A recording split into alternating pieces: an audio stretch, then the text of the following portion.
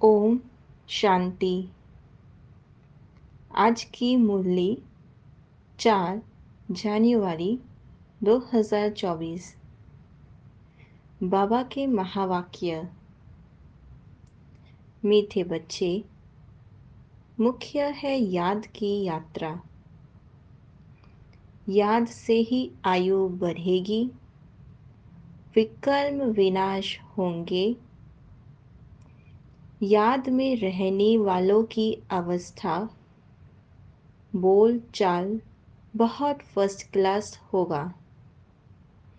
प्रश्न है, तुम बच्चों को देवताओं से भी जास्ती खुशी होनी चाहिए, क्यों? उत्तर है, क्योंकि तुमको अभी बहुत बड़ी लॉटरी मिली है। भगवान तुम्हें पढ़ाते हैं। सतयुग में देवताओं को पढ़ाएंगे। यहाँ मनुष्य को पढ़ाते हैं, लेकिन तुम आत्माओं को स्वयं परमात्मा पढ़ा रहे हैं। तुम अभी स्वदर्शन चक्रधारी बन रहे हो। तुम्हारे में सारी नॉलेज है। देवताओं में यह नॉलेज भी नहीं। सतयुग में देवताओं को पढ़ाएंगे। कलयुग में मनुष्य को पढ़ाएंगे। और हम आत्मा बाबा के बच्चे इस संगम युग पर परमात्मा हमें पढ़ा रहे हैं। यह नॉलेज अभी मिलती है।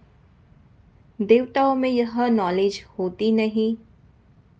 गीत है, जाग सजनिया जाग। ओम शांति। नए युग में होते हैं देवी देवताएं। है वह भी मनुष्य, परंतु उन्हों के गुण देवताओं जैसे होते हैं। वह है वैष्णव डबल अहिंसक। अभी मनुष्य डबल हिंसक है। मारामारी भी करते हैं, काम कटारी भी चलाते हैं। इसको कहा जाता है मृत्यु लोक, जिसमें विकारी मनुष्य रहते हैं। उसको कहा जाता है देवलोक, जिसमें देवी देवता रहते हैं। जहाँ मनुष्य मारामारी करते हैं, उस दुनिया को मृत्यु लोक कहा जाएगा, क्योंकि सब विकारी है। और जो देवी देवता जो डबल अहिंसक है, उनको देवलोक कहते हैं। कल्प की आयु लाखों वर्ष की होती तो कोई बात का ख्याल भी नहीं आता। आजकल कल्प की आयु कम करते जाते हैं। कोई 7,000 वर्ष कहते, कोई 10,000 कहते। यह भी बच्चे जानते हैं कि बाप है ऊंचे ते ऊंचा भगवान, और हम उनके बच्चे रहते हैं शांति धाम में। हम पंडे हैं रास्ता बताने वाले। इस यात्रा को कोई वर्णन नहीं है। भल गीता में अक्षर है मन मना भव, परंतु उनका अर्थ क्या है ये नहीं समझते। अपने को आत्मा समझ बाप को याद करो, यह किसकी बुद्धि में नहीं आता है। बाबा कहते हैं मन मना भव माना, अपने को आत्मा समझ बाप को याद करना। जब बाप आकर समझाए तब किसकी बुद्धि में आए। इस समय तुम मनुष्य से देवता बनते हो। मनुष्य यहाँ है, देवता सतयुग में होते हैं। बरोबर तुम अभी मनुष्य से देवता बनते हो। तुम्हारी यह ईश्वरीय मिशन है। निराकार परमात्मा को कोई मनुष्य तो समझ न सके। निराकार को हाथ पांव कहाँ से आए? श्री कृष्ण को हाथ पांव सब कुछ है। भक्ति मार्ग के कितने शास्त्र बनाए हैं। परमात्मा का तो कोई देह नहीं है, वह तो है निराकार, इसलिए उनको हाथ पांव नहीं होते हैं। श्री कृष्ण तो देवी गुण वाले हैं, तो उनके हाथ पांव होते हैं। अब तुम बच्चों के पास चित्र आदि तो बहुत है। चित्र से याद आती है कि इस चित्र पर यह समझाए, और भी बहुत चित्र बनते जाएंगे। एकदम ऊपर आत्माओं का भी दिखाना है। आत्माएं ही आत्माएं दिखाई देंगी। फिर सूक्ष्म वतन उनके नीचे मनुष्य लोक भी बनाएंगे। मनुष्य कैसे पिछाड़ी में आकर फिर ऊपर चढ़ते हैं, यह दिखाएंगे। दिन प्रतिदिन नई इन्वेंशंस निकलती जाएंगी। अब जितने चित्र है उतनी सर्विस भी करनी है। फिर ऐसे ऐसे चित्र बनेंगे जिससे मनुष्य जल्दी समझ जाएंगे। झाड़ बहुत जल्दी बढ़ता जाएगा। कल्प पहले जिसने जो पर पाया होगा, जो रिजल्ट निकली होगी, वही निकलेंगी। ऐसे नहीं कि पिछाड़ी में आने वाले माला के दाने नहीं बन सकते हैं, वह भी बनेंगे। बाबा कहते हैं जो हुआ वह अब वापस होना है।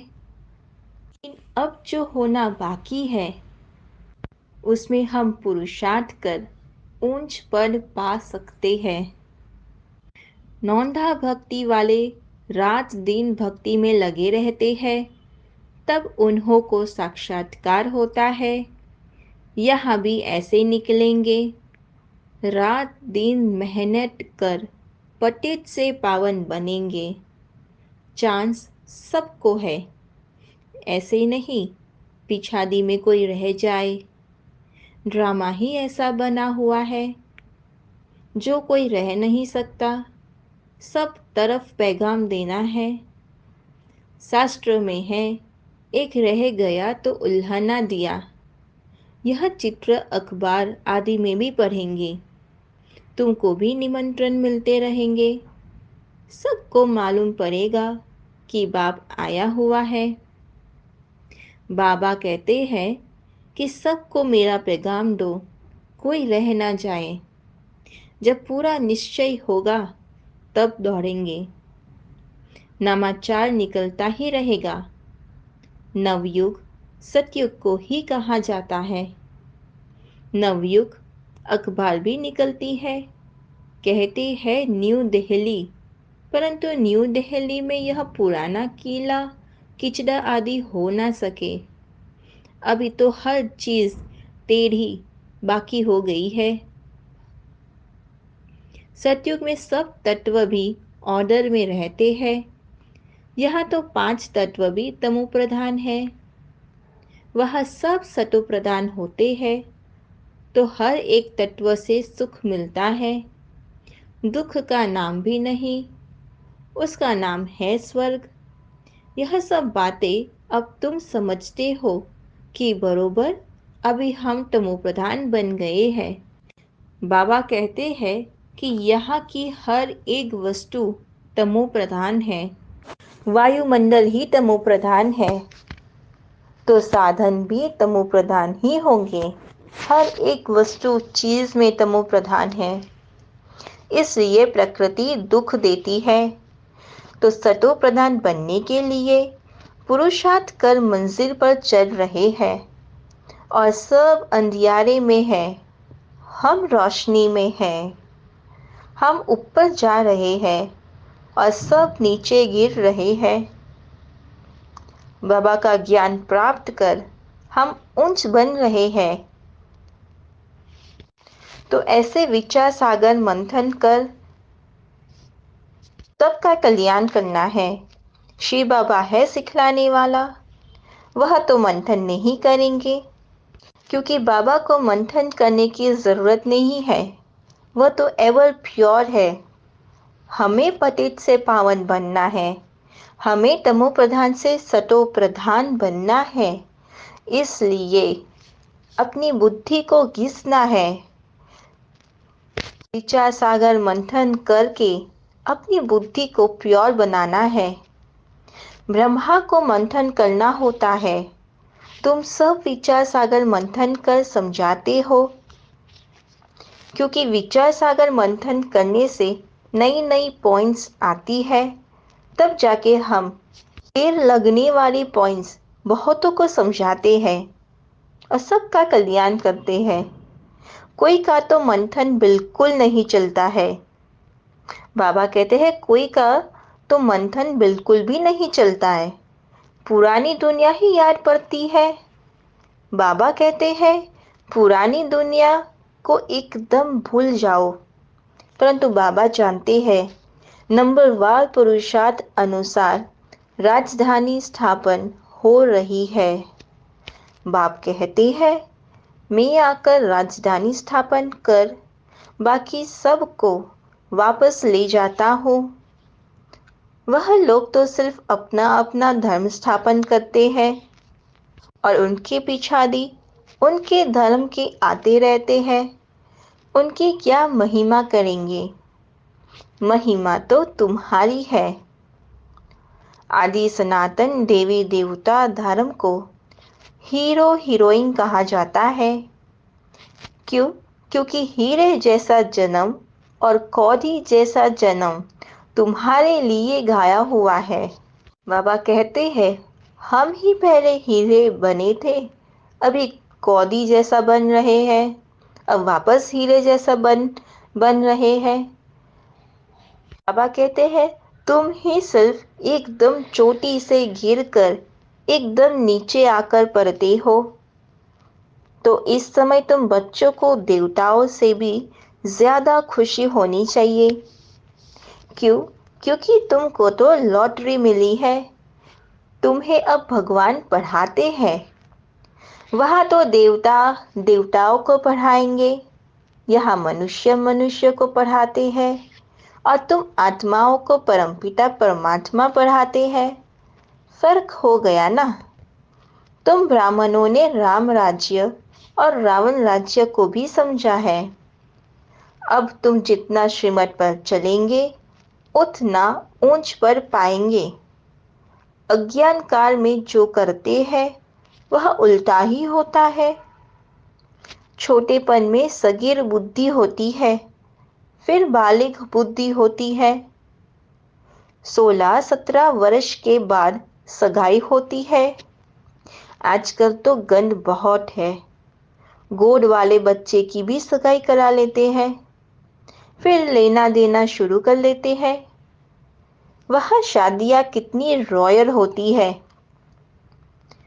तुमने सब साक्षात्कार किया है।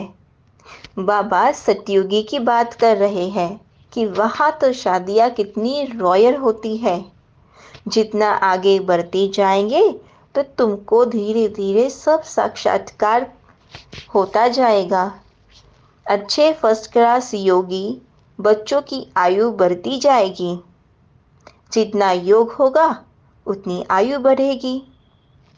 बाप कहते हैं योग से अपनी आयु बढ़ाओ। बच्चे समझते हैं योग में हम ढीले हैं, याद में रहने लिए माथा मारते हैं, परंतु रह नहीं सकते, घड़ी घड़ी बाबा को भूल जाते हैं। वास्तव में यहाँ वालों का चार्ट बहुत अच्छा होना चाहिए। बाहर तो गोरख धंधे में रहते हैं, बाप को याद करते करते यहाँ ही तुमको सतो प्रधान बनना है। कम से कम भोजन बनाते काम करते 8 घंटा मुझे याद करो, तब कर्मातीत अवस्था को पाएंगे। बाबा कहते हैं कि जन्मों जन्म का जो घाटा हमारे सिर पर है, जो पापों का बोझ है, वो आसानी से नहीं मिट सकता। कर्मातीत अंत में होगी तो ज़रूर आध घंटा बाप को याद करना पड़े। कोई कहे मैं 6-8 घंटे योग में रहता हूँ तो बाबा मानेगा नहीं। बहुतों को लज्जा आती है, चार्ट नहीं लिखते हैं, आधा घंटा भी याद में नहीं रह सकते। मुरली सुनना कोई याद नहीं है, यह तो धन कमाते हो। बाबा कहते हैं कि याद में रहेंगे तो सुनना बंद हो जाएगा। याद माना सिर्फ और सिर्फ बाप को याद करना। याद से शक्ति बढ़ता है, हेल्दी बनते हैं। कई बच्चे लिखते हैं कि याद में मुरली सुनी, परंतु यह याद थोड़ी है। बाबा खुद कहते हैं मैं घड़ी घड़ी भूल जाता हूँ, याद में भोजन करने बैठता हूँ। बाबा आप तो अभोक्ता हो। यह कैसे कहूँ बाबा, आप भी खाते हो, हम भी खाते हैं। कोई कोई बात में कहेंगे कि बाबा भी साथ है। तो मुख्य है याद की यात्रा। मुरली की सब्जेक्ट बिल्कुल अलग है। याद से पवित्र बनते हैं, आयु बढ़ती है। बाकी ऐसे नहीं कि मुरली सुनी तो बाबा इसमें था ना। अरे मुरली सुनने से विकर्म विनाश नहीं होंगे। तो बाबा कहते हैं कि इसमें बड़ा मेहनत है। मुरली सुनने से थोड़ी ना विकर्म विनाश होंगे। याद से विकर्म विनाश होते हैं, क्योंकि याद में हम अपनी स्वस्थिति में रहकर बाबा को याद करते हैं। तो जब वो कनेक्शन जुड़ता है तब विकर्म विनाश होता है। मुरली तो सुनने की चीज़ है, तो उससे विकर्म नहीं विनाश होता। तो बाबा जानते हैं बहुत बच्चे बिल्कुल याद नहीं कर सकते। याद में रहने वाले की अवस्था, बोल चाल बिल्कुल अलग रहेगा। याद से ही सतो प्रधान बनेंगे। परंतु माया ऐसी है जो एकदम बुद्धू बना देती है। बहुतों की बीमारी उथल पड़ती है। मोह जो नहीं था वह उथल पड़ता है, फंस मरते हैं। बड़ी मेहनत का काम है। मुरली सुनना यह सब्जेक्ट ही अलग है। यह है धन कमाने की बात। इसमें आयु नहीं बढ़ेगी, पावन नहीं बनेंगे, विकर्म विनाश नहीं होंगे। मुरली तो बहुत सुनते हैं। बाबा कहते हैं मुरली सुनी और फिर विकार में जाके गिरते हैं, सच भी नहीं बताते हैं, तो पवित्र कैसे होंगे? बुद्धि भी शुद्ध नहीं बनेगी, तो विकर्म भी विनाश नहीं होंगे। देह अभिमान रहेगा। तो बाप कहते हैं पवित्र नहीं रह सकते तो यहाँ क्यों आते हो? कहते हैं बाबा मैं अजामिल हूँ, यहाँ आऊँगा तब तो पावन बनूंगा। यहाँ आने से कुछ सुधार होगा, नहीं तो कहाँ जाए? रास्ता तो यही है। ऐसे ऐसे भी आते हैं, कोई ना कोई समय टेर लग जाएगा। बाबा यहाँ के लिए भी कहते हैं यहाँ कोई अपवित्र को नहीं आना चाहिए।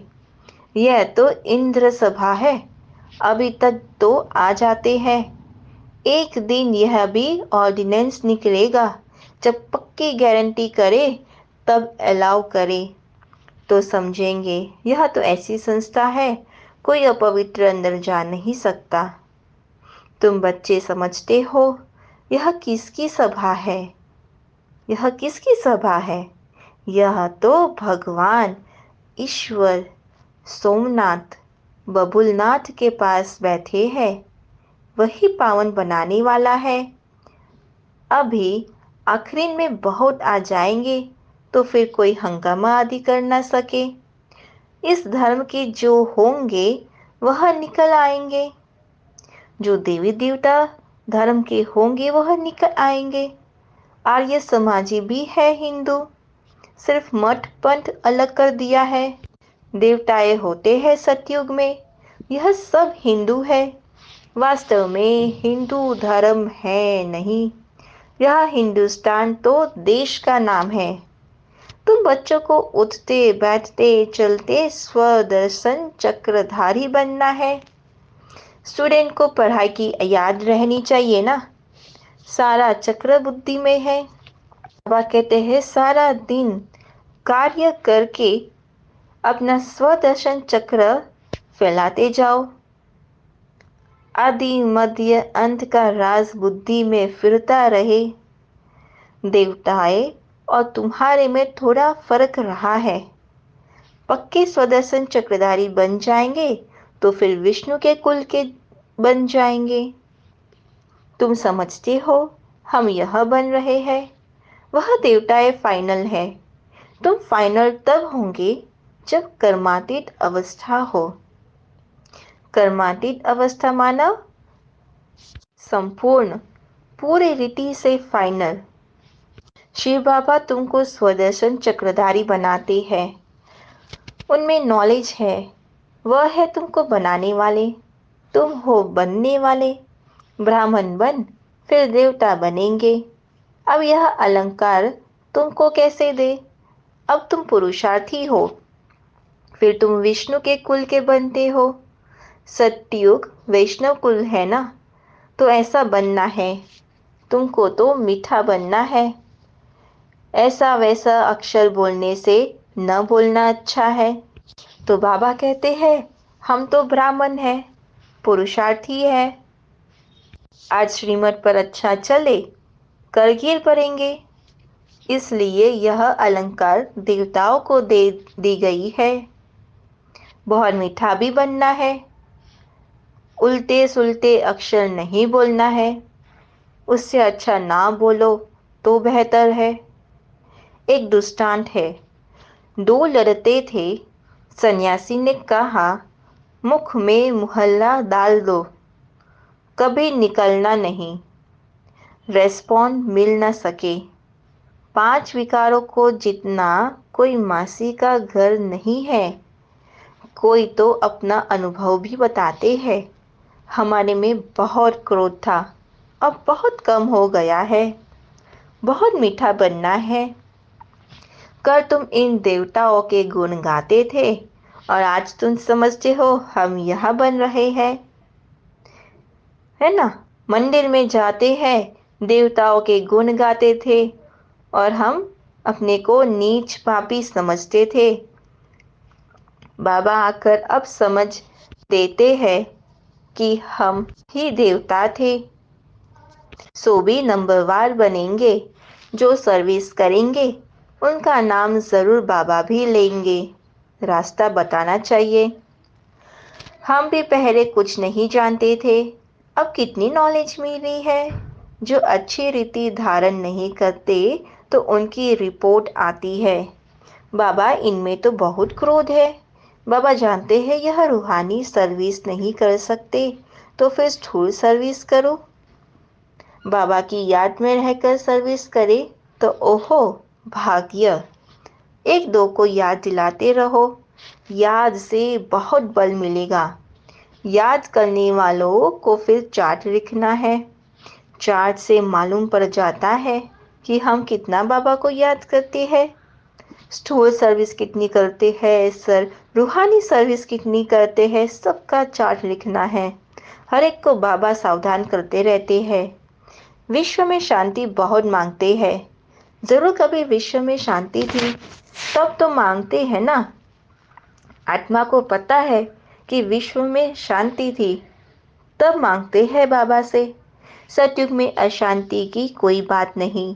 स्वीट बाप स्वीट बच्चे सारे विश्व को स्वीट बनाते हैं। अब स्वीट कहाँ है? मौत ही मौत लगा पड़ा है। यह खेल अनेक बार होता है और होता ही रहता है। एंड हो नहीं सकती। क्यों? क्योंकि चक्र तो फिरना ही है। अच्छा, मीठे मीठे सिकलदेव बच्चों प्रति माता पिता बाप दादा का याद प्यार और गुड मॉर्निंग। रूहानी भाव की रूहानी बच्चों को नमस्ते। हम रूहानी बच्चों की रूहानी माता पिता बाप दादा का याद प्यार गुड मॉर्निंग और नमस्ते नमस्ते नमस्ते। धारणा के लिए मुख्य सार। विकल्प विनाश करने व आयु को बढ़ाने के लिए याद की यात्रा में ज़रूर रहना है। याद से ही पावन बनेंगे, इसलिए कम से कम 8 घंटा याद का चार्ट बनाना है। देवता सम्मान मीठा बनना है। ऐसा वैसा कोई शब्द बोलने के बजाय ना बोलना अच्छा है। रूहानी व स्थूल सर्विस करते बाकी याद रहे तो ओहो भाग्य। आज का वरदान है, सेवा में रहते कर्मातीत स्थिति का अनुभव करने वाले तपस्वी मूर्त भवः। समय कम है और सेवा अभी बहुत करनी बाकी है। सेवा में ही माया के आने की मार्जिन रहती है। सेवा में ही अपना स्वभाव संबंध का विस्तार होता है। स्वार्थ भी समाया होता है। उसमें थोड़ा सा बैलेंस कम हुआ तो माया नया नया रूप धारण कर आएगी। इसलिए सेवा और स्वस्थिति के बैलेंस का अभ्यास करो। बाबा ने बहुत खूब कहा कि जब हम सेवा करते हैं तो सेवा बहुत विस्तार से होता है। तो अपने स्वभाव, संस्कार, संबंध, संपर्क, अपना स्वार्थ सब आता है। तो हमें इस चीज़ों का बैलेंस करना है। सेवा भी करनी है और साथ साथ स्वस्थिति में रहकर करना है। तो मालिक हो, कर्मेंद्रियों रूपी कर्मचारियों से सेवा लो। मन में बस एक बाबा, दूसरा ना कोई। यह स्मृति इमर्ज हो तब कहेंगे कर्मातीत स्थिति के अनुभवी तपस्वी मूर्त भवः। जब बाबा के सिवाय और कोई ना हो तब जाके हम कर्मातीत स्थिति को पाएंगे, तपस्वी मूर्त बनेंगे। स्लोगन है, कारण रूपी नेगेटिव को समाधान रूपी पॉजिटिव बनाओ। कि नेगेटिव को पॉजिटिव में कन्वर्ट करो। अव्यक्त साइलेंस द्वारा डबल लाइट फरिश्ता स्थिति का अनुभव करो। फरिश्ता स्थिति का अनुभव करने के लिए किसी भी प्रकार की व्यर्थ और नेगेटिव संकल्प, बोल व कर्म से मुक्त बनो। व्यर्थ व नेगेटिव यही बोझ सदा काल के लिए डीप साइलेंस का अनुभव करने नहीं देता। अब व्यर्थ बोझ से सदा हल्के बन डबल लाइट फरिश्ता बनो। तो देखा बाबा क्या कहते हैं, नेगेटिव व्यर्थ संकल्पों से बोझ रहता है जिससे हमें साइलेंस में जाने नहीं देते हैं और ही भारीपन रहता है। तो व्यर्थ बोझ से सदा हल्के रहो तो डबल लाइट फरिश्ता बन जाएंगे। अच्छा, ओम शांति।